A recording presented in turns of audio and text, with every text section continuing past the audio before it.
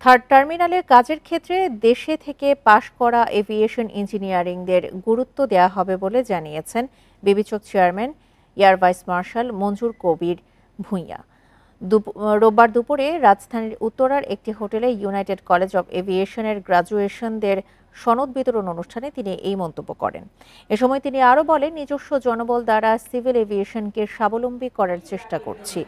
উন্নত যাত্রী সেবায় বিমানবন্দরের জনবল বাড়ানো হয়েছে। নতুন নিয়োগের মাধ্যমে পর্যায়ক্রমে আরও জনবল বাড়ানো হবে। বিমানবন্দরের তৃতীয় টার্মিনালকে কেন্দ্র করে ফ্লাইট পরিচালনায় এগিয়ে আসছে বিদেশি নামি দামি বিভিন্ন এয়ারলাইন্স। এতে ঢাকা থেকে আন্তর্জাতিক বিভিন্ন রুটে বাড়ছে যাত্রী সংখ্যা, পাশাপাশি রাজস্ব আয় বাড়ছে।